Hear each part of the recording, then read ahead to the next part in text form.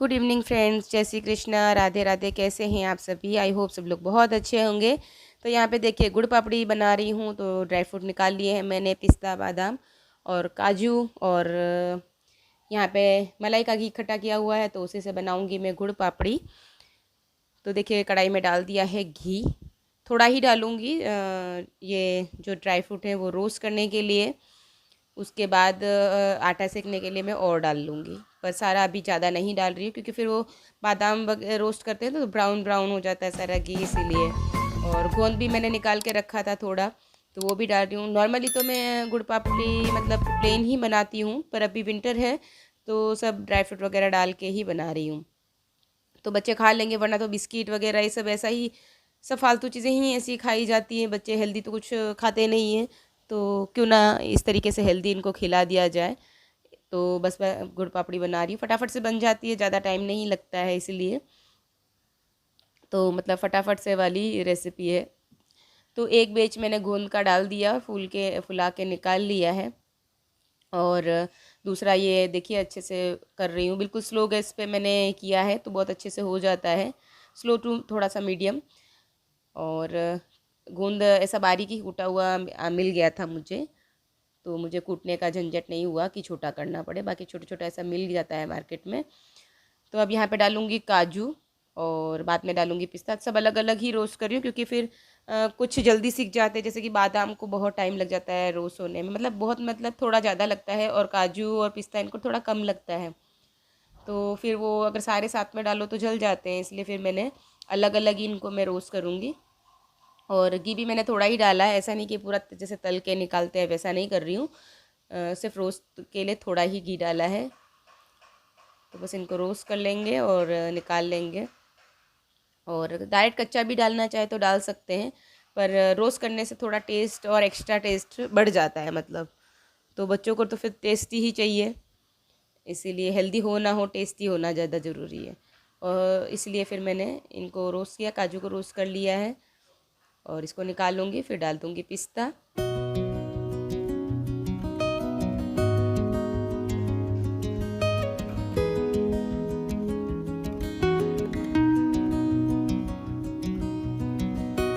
तो पिस्ता डाल दूँगी। काजू और पिस्ता को इतना टाइम नहीं लगता है, बादाम को थोड़ा, इन दोनों से मतलब ज़्यादा लगता है, इसीलिए।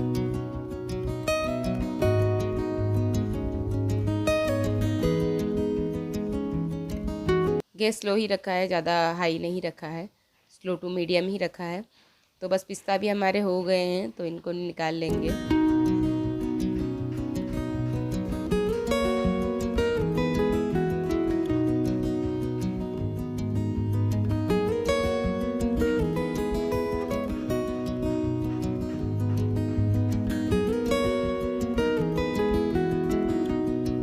तो यहाँ पे देखिए बादाम डाल दिए, इसको रोस्ट कर लेंगे। थोड़ा सा इनसे ज़्यादा लगेगा टाइम, पर रोस्ट किया हुआ जो ड्राई फ्रूट अगर रोस्ट कर लेते हैं ना, तो उनका टेस्ट बहुत अच्छा आता है। और घी बादाम को रोस्ट करने के लिए तो हमेशा कम ही लेना चाहिए, वरना पूरा घी ख़राब हो जाता है, मतलब ब्राउन ब्राउन हो जाता है, जैसे जल गया हो वैसा लगता है। इसलिए घी कम ही रखें, इसलिए मैंने लास्ट में बादाम को डाला है, पहले दूसरे पिस्ता और काजू को मैंने पहले कर लिया, क्योंकि इसका जो ब्राउन ब्राउन कलर टाइप आ जाता है, तो उससे घी थोड़ा रेड रेड ऐसा हो जाता है, इसीलिए।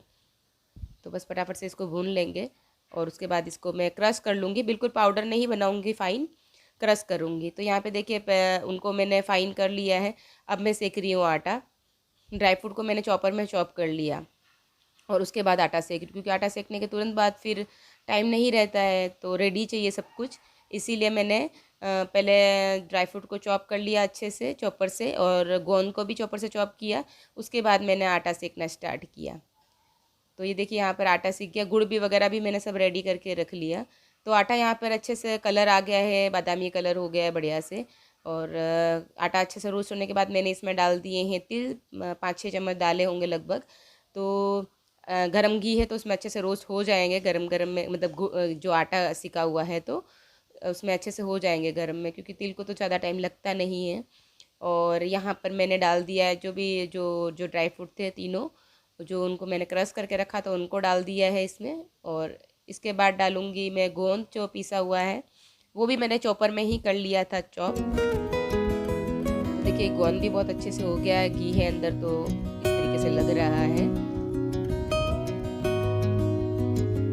चॉपर में अच्छे से क्रश हो जाता है, बहुत अच्छा, ना एकदम फाइन पाउडर बनता है और ना ही बिल्कुल ज़्यादा बड़ा बड़ा रहता है, जैसा हम चाहे वैसा हो जाता है। ज़्यादा देर घुमाओ तो बारीक हो जाएगा और कम टाइम घुमाओ तो थोड़ा मोटा मोटा रहता है। तो जैसा मुझे चाहिए था मैंने ऐसा किया। और देखिए ये सब डालते ही गोंद वगैरह तो काफ़ी कैसा गीला गीला हो गया है, और अभी गुड़ डालने के बाद और सही हो जाएगा। तो देखिए मैंने गैस ऑफ किया है, उसके बाद मैंने ये सारी चीज़ें डाली है, क्योंकि आटा सीखने के बाद बाकी सब चीज़ें डालने में थोड़ा सा वो हो जाता है। उसके बाद ही गुड़ डालना चाहिए, थोड़ा ठंडा कम मतलब गर्माहट कम हो जाती है फिर गुड़ डालना चाहिए। और यहाँ पे डाल दूँगी 1 चम्मच सौंठ। तो अभी विंटर वगैरह है, ठंडा मौसम में तो जुकाम वगैरह नहीं होता है। पहले डायरेक्ट डालने वाली थी, तो फिर ध्यान आया कि इसमें रेसे लग रहे थे मुझे, तो मैंने यहाँ छन्नी से छान लिया है। तो रेसे रेसे सारे छन्नी में रह गए, वरना अगर रेसे आ जाते तो बच्चे खाते ही नहीं इसको, इसीलिए तो फिर ध्यान आ गया तो मैंने छन्नी से छान के डाल दिया है। और मिक्स करेंगे, जैसे जैसे गुड़ मिक्स होगा वैसे वैसे ये ड्राई होता जाएगा। और गैस ऑफ ही है, गैस मैंने ड्राई फ्रूट डालने से पहले ही ऑफ़ कर दिया था। तो ऑफ गैस में ही देखिए मिक्स करते करते आप देख सकते हैं बिल्कुल ड्राई होने लगा है, वरना कैसा गीला गीला लग रहा था ड्राई फ्रूट डालने के बाद। तो ये बस गुड़ के थोड़े थोड़े कहीं ऐसे रहे हैं, तो उसको मैं दबा रही हूँ स्पैचुला से, तो वो अच्छे से जल्दी मेल्ट हो जाएगा। आटा जल्दी से ठंडा होता नहीं है, और यहाँ पे वैसे इतनी ठंड है नहीं, इतनी क्या ठंड ही नहीं है यहाँ पे, बॉम्बे में तो ठंड होती नहीं है। हल्का सा ठंडा सुबह में लगता है बस, वो भी उतना नहीं कि कुछ पहनना पड़े ओढ़ना पड़े। तो आटा जल्दी से ठंडा नहीं होता है, तो गुड़ मिक्स करते मेल्ट होता रहता है। तो देखिए यहाँ पे जैसे जैसे मिक्स कर रही हूँ वैसे वैसे ड्राई होता जा रहा है, तो जमने जैसा हो जाता है। देखिए पहले कितना गीला गीला सा लग रहा था जब मैंने ड्राई फ्रूट डाले थे तभी, और अब देखिए ड्राई हो गया है। तो 2 थाली में आएगा, एक में नहीं आएगा, तो 2 थाली में मैं इसको जमा दूँगी।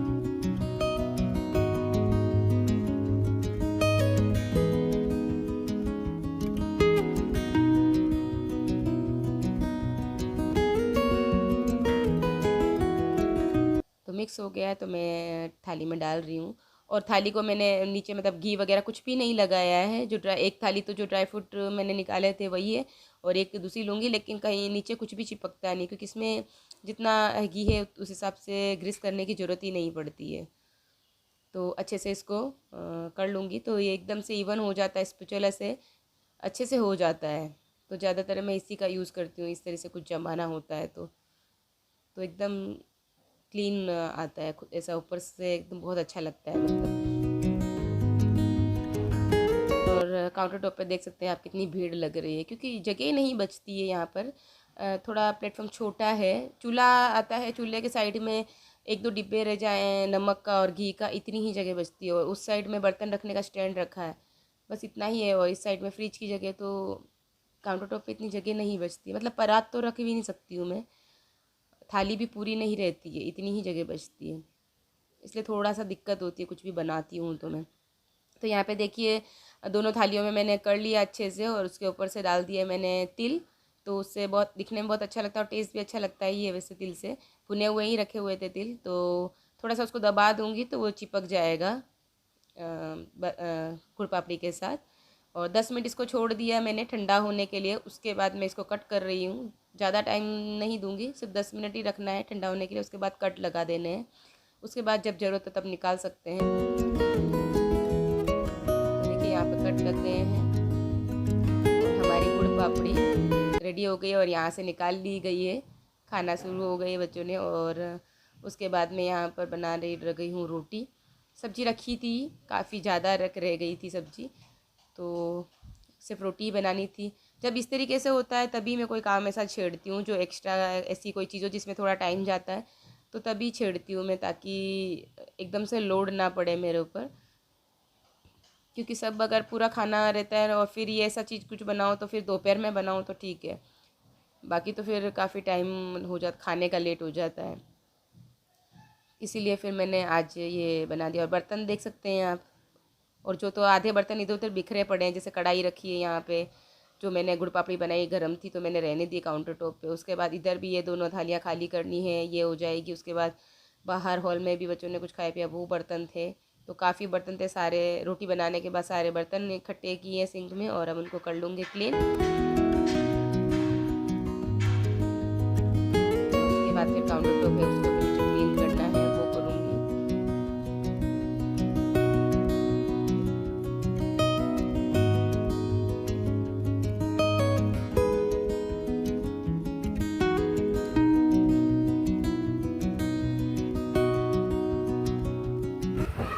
हेलो एवरीवन, जय श्री कृष्ण, राधे राधे। कैसे हैं आप सभी? आई होप सब लोग बहुत अच्छे होंगे। और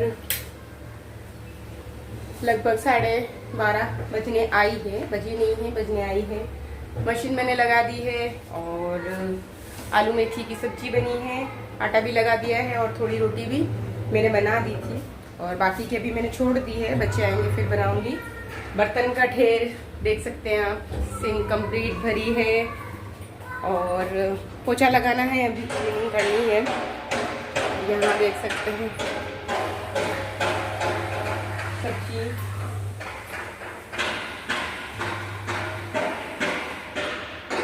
ढेर सारी सब्जियाँ आई हुई है, मूली, मिर्ची, धनिया, मेथी और मटर, गाजर, ब्रोकली है, फूल गोभी है, पत्ता गोभी, सारी सब्जियां आई हुई है गांव से। यहाँ पे पड़ी है मूंगफली, हस्बैंड गए थे तो लेके आए थे।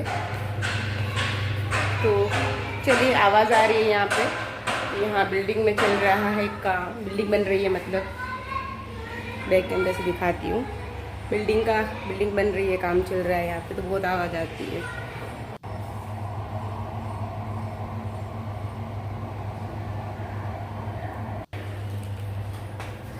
तो चलिए पहले कर लेती हूँ, ये जो बर्तन रखे हैं उनको क्लीन करती हूँ। काउंटर टॉप तो ऐसे ही रहने दूंगी क्योंकि रोटी बनानी बाकी है। तो पहले पोछा लगाऊंगी, बर्तन क्लीन करूंगी, उसके बाद में दूसरे काम करूंगी। और अभी ये देखिए 12:30 हो गई है। तो पहले दूसरे काम, छोटे मोटे काम हैं वो निपटा देती हूँ। और यहाँ पर देखिए कुछ जो हाथ से धोने के कपड़े हैं वो रखे हैं, उनको भी धोना है, पोछा लगाना है, बर्तन क्लीन करना है। उसके बाद में लास्ट में कपड़े वगैरह सुखा के फिर बनाऊंगी। तो यहाँ पर मशीन चल रही है, कपड़े धुल रहे हैं और बर्तन सिंक भरी है तो बर्तन कर लूँगी क्लीन। और फिर बाथरूम में रखे हैं उनको भी मुझे धोना है, जो हाथ से धोने के हैं कपड़े। तो बर्तनों का तो भंडार भरा ही रहता है, खाली करो और फिर से भर जाता है। मतलब सिंक को तो आशीर्वाद मिला हुआ है कि वो भरी ही रहेगी, जितना भी उसको खाली करो फिर से वो भर जाती है। काश ऐसे ये बैंक अकाउंट में पैसे भी भर जाते हैं, खाली करो फिर भर जाते हैं, खाली करो फिर भर जाते हैं। तो चलिए फटाफट से बर्तन क्लीन किए हैं। उसके बाद में यहाँ पे बच्चे आ गए थे तो ये देखिए नाच रही है। तो उसके बाद बनाऊँगी मैं रोटी, उसके बाद नहीं, बच्चे आ गए तो उनके लिए बना रही हूँ रोटी यहाँ पर। और हवा देख सकते हैं आप कितनी अच्छी चल रही है हवा। स्लाइडिंग वाली खिड़की है तो इधर चूल्हे की तरफ, गैस चूल्हे की तरफ बंद रखती हूँ ताकि हवा नहीं लगे, वरना तो फिर रोटी नहीं बनती है क्योंकि चूल्हा अच्छे से चलता ही नहीं, इतनी तेज़ हवा आती है। बहुत अच्छी हवा आती है यहाँ पे। जब भी तेज़ हवा चलती है तो फिर पूरी खिड़की बंद करनी पड़ती है तभी रोटी बना सकते हैं, वरना तो गैस चूल्हा अच्छे से चलता ही नहीं है। तो अभी मैंने इधर कर रखा था, इस साइड खोल रखा था और फिर अभी बना रही हूँ यहाँ पे रोटी। बाकी सारे काम कंप्लीट हो चुके हैं, कोई भी काम नहीं बचा है, सिर्फ खाना ही खाना है। कभी कभी ऐसा छोड़ देती हूँ, कुछ काम दूसरे एक्स्ट्रा होते हैं तो छोड़ देती हूँ, लेट ही बनाती हूँ रोटी। बच्चे आते हैं उसके बाद 1:30-2 बजे बाद ही, 1:30-2 बजे लगभग। और फिर कभी अगर कुछ काम दूसरा नहीं रहते हैं तो फिर मैं बना के रख लेती हूँ।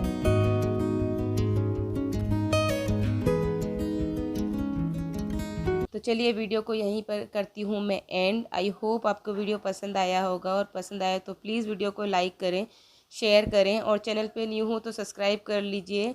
आप लोग सब्सक्राइब नहीं करते हैं, वीडियो देखते हैं पर सब्सक्राइब नहीं करते हैं, तो प्लीज़ सब्सक्राइब करें। उसका कोई भी चार्ज नहीं है, कोई भी पैसा नहीं लगता है सब्सक्राइब करने से। तो चलिए एंड करती हूँ और मिलते हैं फिर एक नए ब्लॉग के साथ। तब तक के लिए bye bye and thank you.